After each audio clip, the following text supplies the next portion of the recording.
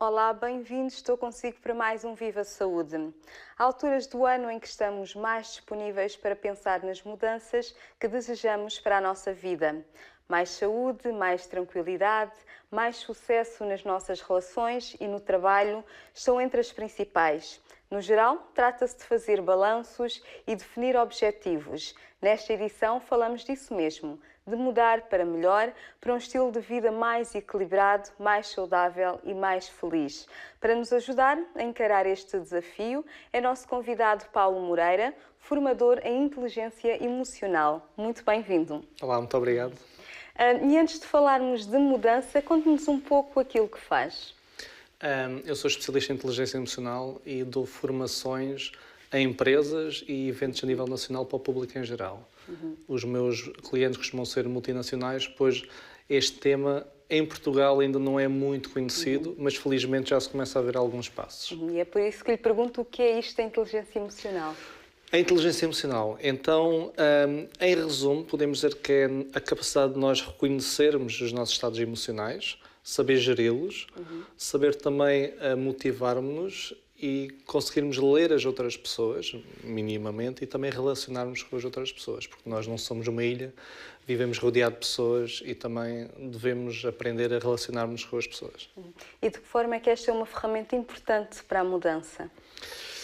Esse é um tema que dava para construir muito. Então, eu posso dizer o seguinte, para resumir. Nós somos dois seres dentro de nós. Somos o ser racional e o ser emocional. E diferentes partes do cérebro interagem nesse sentido. Então, todas as decisões que nós tomamos, todas as nossas decisões, têm sempre uma vertente emocional. Há uma parte do cérebro que funciona, que responde primeiro antes da outra parte racional. Então, a inteligência emocional permite-nos perceber o que é que se passa nessa primeira parte do cérebro para conseguirmos, então, tomar melhores decisões e, se tomarmos melhores decisões, obtemos melhores resultados na nossa vida. Em algumas alturas da nossa vida, pensamos em mudar alguma coisa e, neste sentido, traçamos objetivos. Certo. Emagrecer, deixar de fumar. Portanto, é importante analisarmos as expectativas. As expectativas é algo muito importante e devemos ter atenção com a gestão das expectativas. Porque muitas pessoas sentem-se infelizes, frustradas, quando não atingem estas expectativas. Então, quando as pessoas acham que deveriam ter este peso, quando as pessoas acham que deveriam ter este emprego, quando as pessoas acham que eu deveria ganhar X, e quando a sua realidade é diferente, essa diferença entre a sua realidade e a sua expectativa é isso que as faz tornar mais infelizes. Então nós temos que aprender então a saber gerir essas expectativas. Não é não ter expectativas. Então nós devemos então acreditar que conseguimos algo, trabalhar para isso, mas não viver com essas expectativas. Porque quanto maior for a diferença entre a realidade e a nossa expectativa, maior vai ser o grau de frustração. Portanto, muitas vezes as pessoas traçam ou têm expectativas irreais, por exemplo, emagrecer 10 ou 20 quilos em 15 dias. Correto, é isso mesmo. E é isto que leva à frustração? Às vezes não é tanto o objetivo em si, mas o prazo objetivo. Porque nós queremos as coisas imediatamente, queremos já. E nós temos que então aprender a gerir as expectativas. Uma das formas é isso mesmo, é perceber qual é o prazo real que podemos dar a essa expectativa. Perder 10 ou 20 quilos numa semana ou duas é praticamente impossível, mas se pensarmos a 2 anos já será possível. Por isso é ter muito cuidado mesmo com isso. E como é que se aprende a gerir estas expectativas? Como é que se faz esta gestão? Ok, uma das formas é então termos conhecimento de nós próprios, então percebermos bem aquilo que nos move, é percebermos bem o que é que pode ser alcançado ou não. Por exemplo, essa situação dos 20 quilos em 2 semanas será algo que as pessoas percebem que é muito difícil alcançar, não é? Então, é fazer passo a passo, ação a ação, até chegar lá. Então, cultivar um pensamento de eu vou dar o meu melhor dia após dia e não fixar-se, então, em perder os 20 quilos nas 2 semanas. É dia após dia, ir vendo os resultados. E assim gera expectativas porque pensa no dia a dia, tem um objetivo a longo prazo, mas vai gerindo e vai aceitando aquilo que consegue alcançar e passo a passo vai chegando lá mais facilmente. E muitas das vezes, quando traçamos objetivos em algum momento da nossa vida, pode ser por impulso, pode ser por emoção, e o tempo vai passando e vai-se perdendo a motivação. Também é importante trabalhar isto, a automotivação. É muito importante. A motivação, como o nome indica, temos de ter motivos para a ação. Quanto mais motivos eu tiver para a ação, mais ação eu coloco. Se eu não tiver motivos para essa ação, não coloco. Então, um dos motivos que as pessoas perdem motivação ao longo do caminho, além da incorreta, às vezes, gestão das expectativas, é também que lhes faltam motivos. Se nós perguntarmos àquelas pessoas que estão sempre atrás dos seus objetivos, porque é que elas continuam a ir atrás dos objetivos, elas vão nos explicar em termos de motivos. É por causa da família, ou porque querem ser famosas, ou porque querem ganhar dinheiro. Têm motivos fortes. E esses motivos fazem com que elas tenham ação, motivação.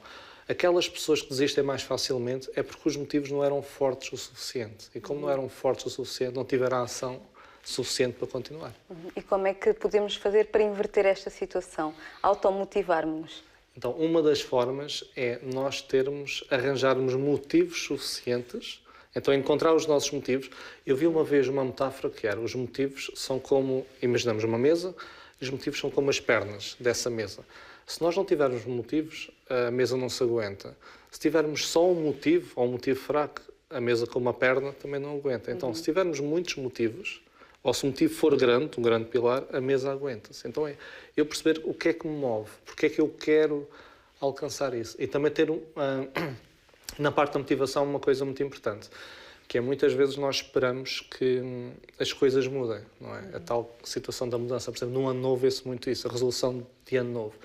As pessoas esperam que as coisas mudem, que 2017 ou 2018 ou 2019 seja melhor, mas não é o ano que tem que ser melhor, não é o ano que tem que mudar, somos nós. Primeiro temos que ganhar essa perspectiva, somos nós que temos que mudar. Depois encontrar os motivos que queremos fazer essa mudança. E depois torna-se mais fácil traçar um objetivo passo a passo para lá chegar. E por vezes é isto que é precisamente esta questão que deve ser trabalhada e que as pessoas não têm noção. As pessoas querem que as coisas mudem, claro, mas não querem mudar. Correto, e é como isso é mesmo. que se faz perceber que de facto nós é que temos que mudar para que as situações mudem?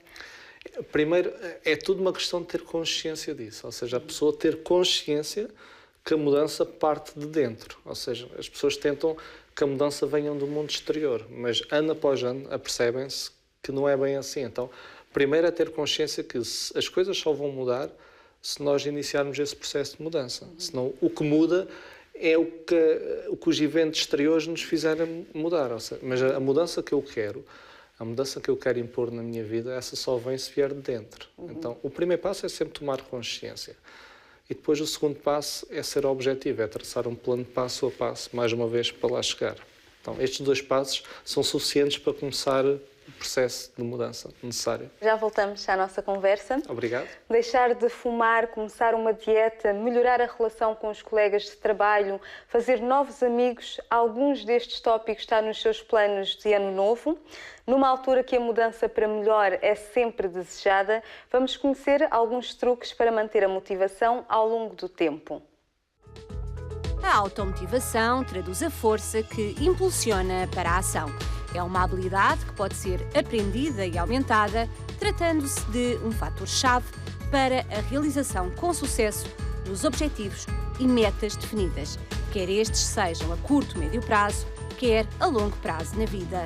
Os ingredientes da motivação são o impulso pessoal para alcançar o que se pretende, o desejo de melhorar para atingir objetivos, o compromisso com esses mesmos objetivos pessoais, a iniciativa ou disponibilidade para agir e o otimismo, isto é, a capacidade para continuar a perseguir as metas definidas, mesmo que surjam obstáculos, reveses ou contratempos. Em primeiro lugar, importa perceber por que motivo se pretende atingir um determinado objetivo. Importa distinguir se a motivação assenta na busca de satisfação pessoal, que pode incluir diversão, aprender algo novo, ou porque constitui um desafio, ou se a motivação está relacionada com a obtenção de uma recompensa, dinheiro, poder ou fama, por exemplo. O que importa é ter consciência da verdadeira razão. Depois, é importante ser realista quanto aos objetivos, assumir a dose certa de risco, procurar apoio ou ajuda e aprender a lidar com as críticas. Enquanto isso, é importante uma forte noção de compromisso com as metas definidas e, ao mesmo tempo, estar disponível para enfrentar momentos ou situações de fracasso ou frustração e, ainda assim, não desistir. Motivar os outros, ajudando-os a ser bem-sucedidos, é também uma componente importante da automotivação. O sucesso de alguém próximo, a quem se deu apoio, reforça a capacidade de acreditar na própria mudança.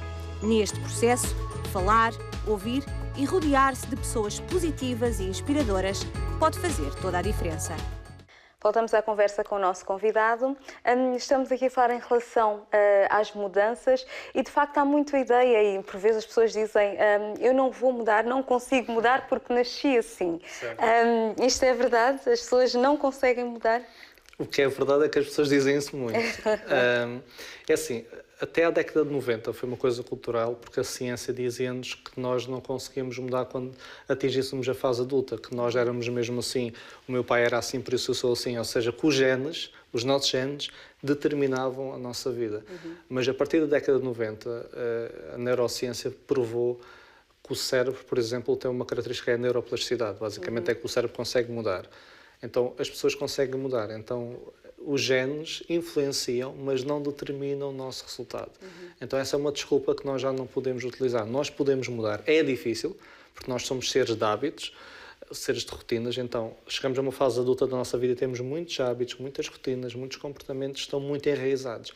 E torna-se mais difícil mudar, mas é possível mudar. E é mais fácil mudarmos quando somos mais jovens do que quando somos adultos, ou é igualmente difícil?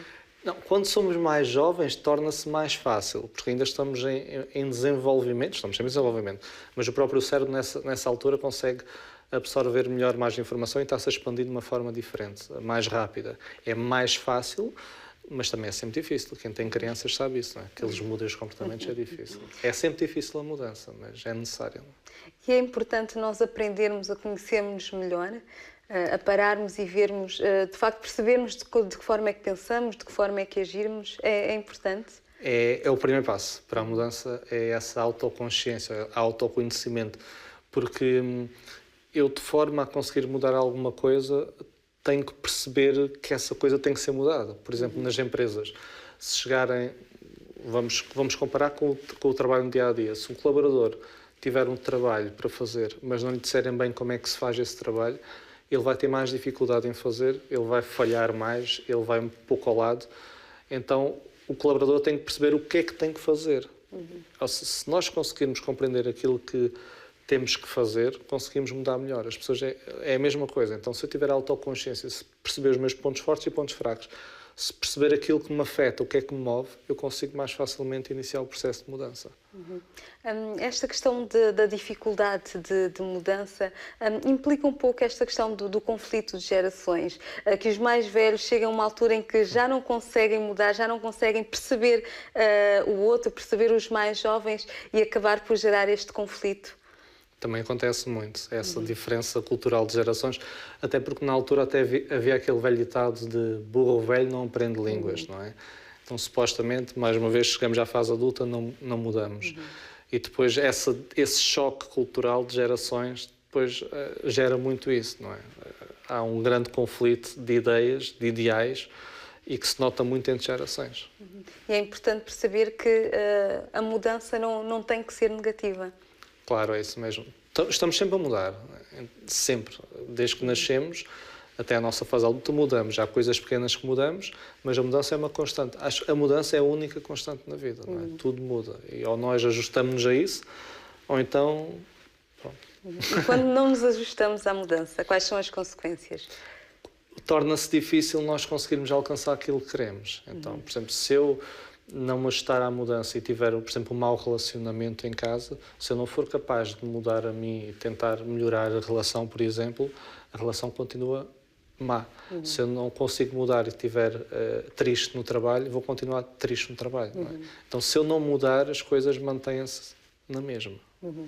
E para alcançar os nossos objetivos, as nossas metas, é importante também percebermos os nossos pontos mais fortes e os nossos pontos menos fortes ou mais fracos. É essencial, porque se eu perceber o que é que eu não sou tão bom e o que é que eu sou melhor, eu consigo me focar nos meus pontos fortes e consigo, pelo menos, não digo focar nos pontos fracos, porque penso que há aqui uma questão, ainda se vê muito nas empresas, por exemplo, um colaborador tem pontos fortes e tem pontos fracos, e o que lhe fez chegar tão longe foram os pontos fortes, mas muitas empresas depois olham para os pontos fracos do colaborador e querem melhorar esses pontos fracos e esquece os pontos fortes. Então, acho que é essencial nós somos bons nisto e nisto naquilo, focarmos nisso e continuarmos a ser. E pelo menos é conhecer os nossos pontos fracos, não é? Para saber o que é que devemos evitar, o que é que devemos ter cuidado. Acho que tem que haver mais essa sensibilidade.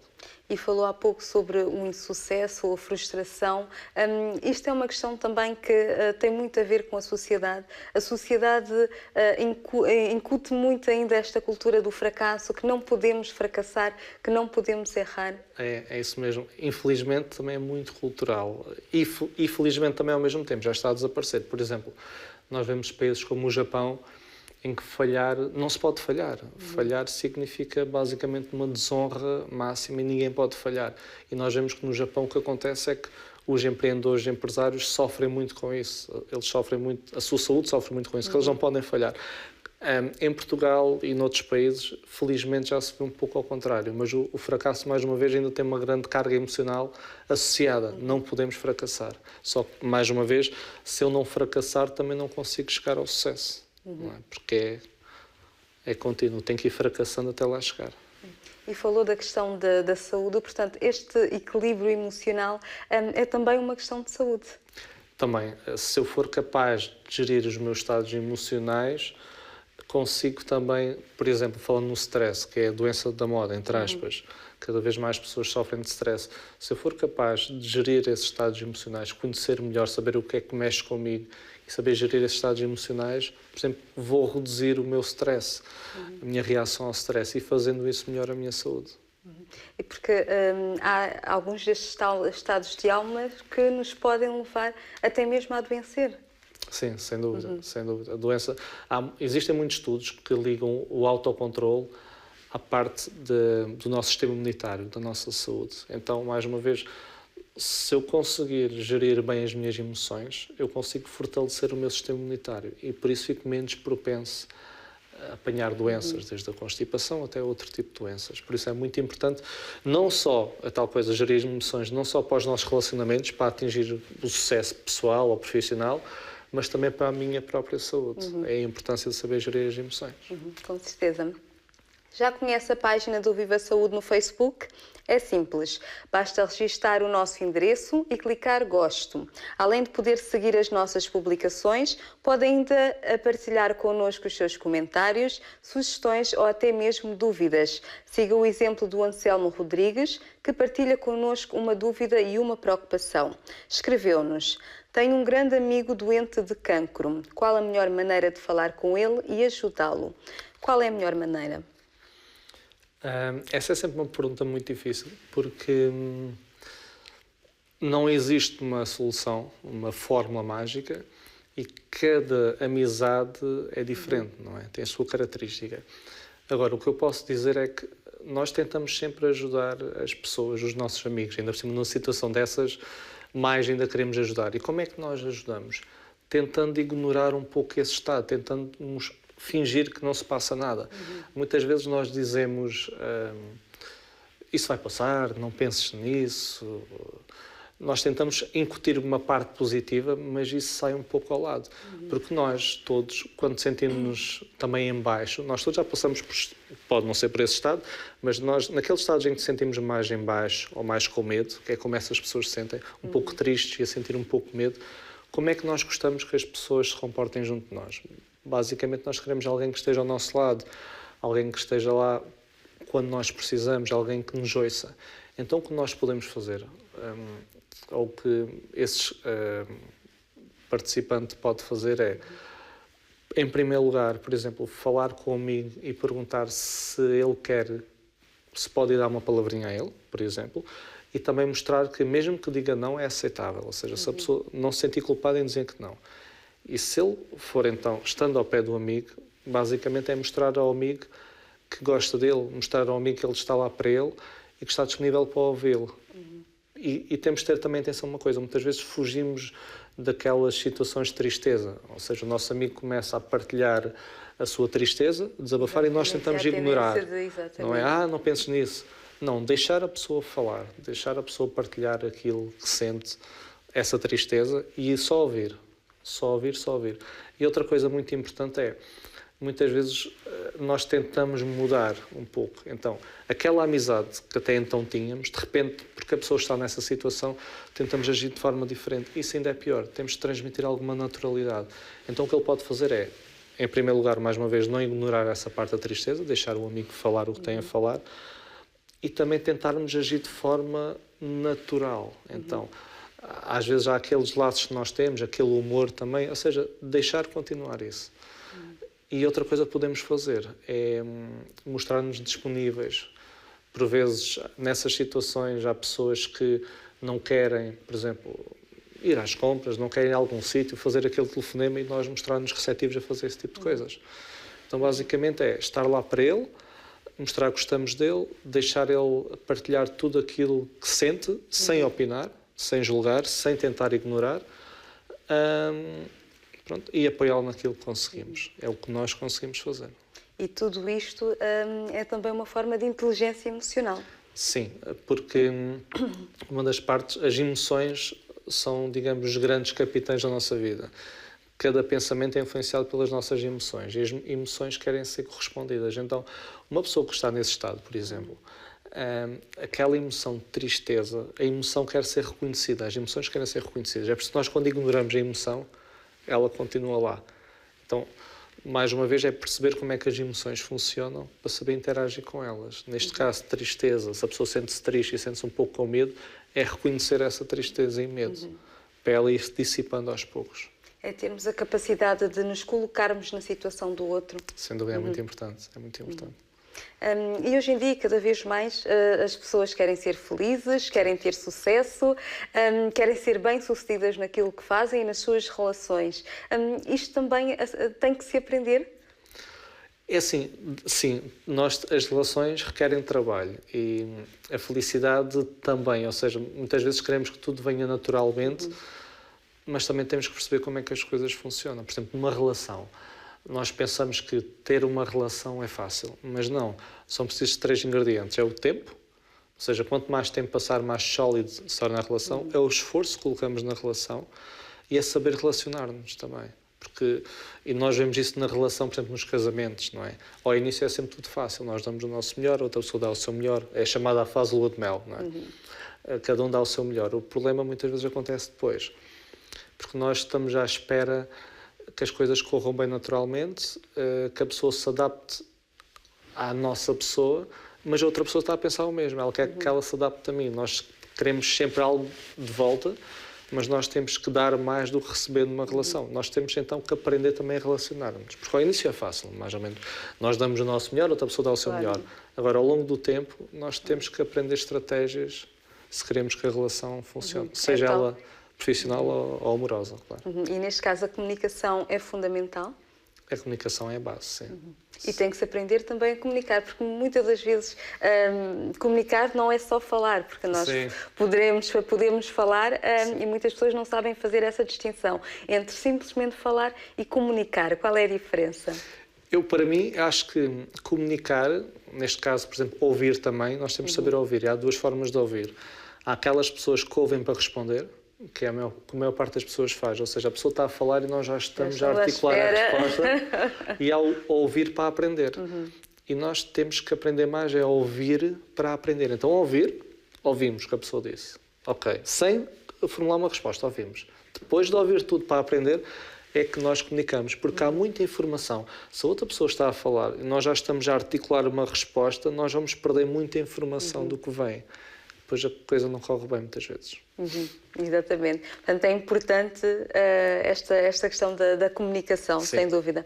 E falava dos relacionamentos, e não só nos relacionamentos, portanto, nos objetivos que decidimos traçar, tem que haver investimento, seja ele qual for, investimento da nossa parte. Sempre, sempre. Nós temos que, mais uma vez, se queremos mudar alguma coisa, Nós temos que investir o esforço, nós temos que investir tempo, nós temos que investir conhecimento. Então, há sempre um investimento da nossa parte. E sem esta competência, até as pessoas mais inteligentes também podem falhar. Sim, existe aquela questão do QI, que é o coeficiente de inteligência, e o QE, que é o coeficiente emocional. Por exemplo, as pessoas com elevado QI são muito boas na análise racional, lógica, pensamento abstrato, mas se essas pessoas não forem capazes, mais uma vez, de se conhecerem, de conhecer os pontos fortes e fracos, de conhecer o que é que mexe com elas, se essas pessoas não forem capazes de gerir as emoções, se essas pessoas não forem capazes de se motivarem, se não forem capazes de ler as outras pessoas e relacionarem, muitas dessas pessoas não conseguem alcançar aquele sucesso pretendido, porque podem ser muito boas tecnicamente, ou seja, a absorver e a replicar a informação, mas nós vivemos rodeados de pessoas, e se nós não formos capazes de saber lidar com os nossos colegas, com os nossos chefes, com os nossos subordinados, em casa, com a família, mais cedo ou mais tarde a coisa também não vai correr muito bem, não é? E há muitos relatos disso também. E isso começa logo por se ver na escola? Felizmente, já em Portugal, algumas escolas já começam a incutir a inteligência emocional, ou logo desde cedo. Nos Estados Unidos já há muito. Agora, ainda há um longo passo, ainda há um longo caminho para andar, mas é essencial que as crianças comecem desde cedo a ganhar estas ferramentas comportamentais, a ganhar estas competências sociais e emocionais, porque assim vão-lhes dar mais ferramentas para lidar com as adversidades do dia-a-dia. Que também são bastante importantes e cada vez mais, não é? Em que a sociedade está em mudança, portanto, as crianças são incentivadas a tirar boas notas, a ter bons resultados e terem esta definição de sucesso. Portanto, o trabalhar a questão emocional tem sido importante também? É muito importante e, por exemplo, isso das crianças, e disse muito bem, eu tenho um caso de uma pessoa que foi a um evento meu, mãe, a filha sensivelmente de 12 anos e tinha ido ao psiquiatra com 12 anos e o psiquiatra estava a recomendar medicação para a depressão, ou seja, com 12 anos, ainda o cérebro está-se a desenvolver. E porquê? Porque, por exemplo, neste caso o professor tinha muita pressão em cima de apresentar bons resultados. Os professores são agora avaliados, pelo menos acho que no ensino agora mantém-se, que isto foi há 2 anos que aconteceu, são avaliados também pelas notas dos alunos. Então, esse professor não conseguia, mais uma vez, estas competências são necessárias para isso, ele não conseguia absorver essa pressão que vinha de cima e colocava nos miúdos. O que aconteceu? Quando colocou muita pressão, e essa rapariga com 12 anos não aguentou e quebrou. E teve que ir ao psiquiatra. Por isso, se a inteligência emocional for aplicada nas escolas, se fosse aplicada, por exemplo, neste caso, em primeiro lugar, o professor também sabia gerir melhor essa pressão e não incutia nas crianças. E também a criança sabia absorver melhor esse impacto. E depois não tinha acontecido isto, não é? E neste caso, que trabalho ainda é preciso ser feito nesta questão da inteligência emocional? Que trabalho ainda é preciso ser feito nas sociedades em geral? Eu penso que o primeiro passo será mesmo esse, é incutir desde cedo, logo nas escolas, programas que existem de inteligência emocional. Depois, as pessoas também tornarem-se um pouco mais curiosas sobre esse tema, que felizmente eu vejo cada vez mais curiosidade nesse tema, ainda bem. E em terceiro lugar, as empresas apostarem cada vez mais nisso. Em Portugal, eu vejo algumas multinacionais, também são minhas clientes, estão a apostar, mas as empresas nacionais, muitas ainda faltam a apostar nesse tema. E elas ficariam a ganhar, porque apostando nesse tema, os seus colaboradores desenvolviam mais a sua inteligência emocional e ganhava a empresa, ganhavam eles, ganhava a família deles. Ou seja, tem que ser uma coisa que venha de vários sítios, empresas, escolas e das próprias pessoas. Então é importante perceber que nunca é tarde para mudar. Nunca. César, muito obrigada e até uma Obrigado. próxima oportunidade. Muito obrigada.